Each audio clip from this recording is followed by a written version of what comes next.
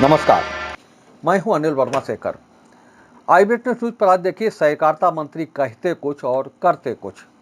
बेटी के लिए रोता गिलगिलाता रहा सिपाही, आंखों में आंसू भर आई सिपाही की पत्नी। कानपुर में तैनात कायमगंज निवासी एक सिपाही अपनी लापता बेटी की खातिर सहकारिता मंत्री के सामने रोता गिलगिलाता रहा। सिपाही मंत्री को एक दरखास्त देने के लिए आया था, पर मंत्री ही नहीं, उनके साथ चल रहे विधायक और भाजपा नेता भी दुखियारे माँ बाप की पीड़ा को देखकर भी आगे बढ़ गए। इस बेबसी में सिपाही यही कह रहा था कि वो अपना दर्द कहे तो आखिर किससे कहे। लेकिन कुछ समय बाद सहकारिता मंत्री कैमरे के सामने आए तो उन्होंने बताया कि महिला अपराधों को लेकर के हमारी सरकार बहुत गंभीर है। फर्रुखाबाद के प्रभारी और सहकारिता मंत्री मुकुट बिहारी वर्मा प्राथमिक शिक्षकों को नियुक्ति पत्र देने के समारोह से वापस जा रहे थे। तभी कानपुर में तैनात और कायमगंज निवासी सिपाही धीरेन्द्र पत्नी अनीता देवी के साथ मंच के नीचे मंत्री को एक दरखास्त ले देने के लिए खड़ा था। 3 विधायक और जिलाध्यक्ष भी साथ थे। रोते गिलगिलाते धीरेन्द्र और अनीता उस समय और टूट गए जब मंत्री ने उनकी ओर देखा भी नहीं और आगे बढ़ गए। दरअसल धीरेन्द्र गीता की बेटी 4 अक्टूबर को सब्जी लेने गई थी और देर रात तक वापस नहीं लौटी।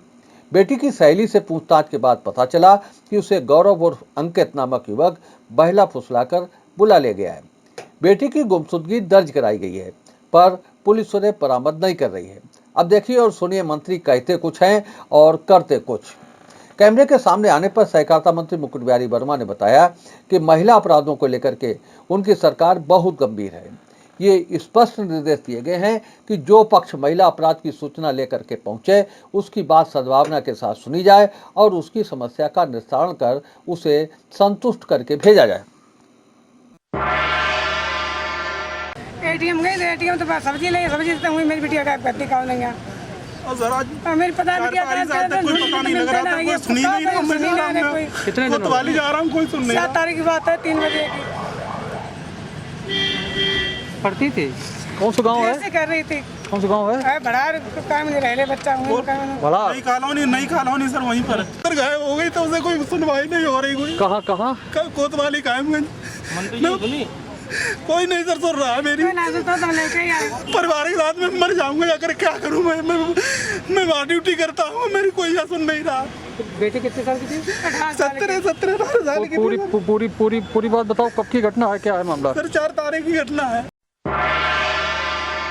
महिला अपराधों को लेकर हमारी सरकार बहुत ही गंभीर है और निरंतर महिला अपराध के कारण ही तमाम अधिकारियों का निलंबन और सस्पेंशन हो रहा है और केवल ढिलाई के कारण हो रहा है। हम लोग सतर्क कर रहे हैं कि कहीं ढिलाई नहीं बरतनी चाहिए। आपके फर्रुखाबाद में भी हम लोगों ने एक विषय लिया है।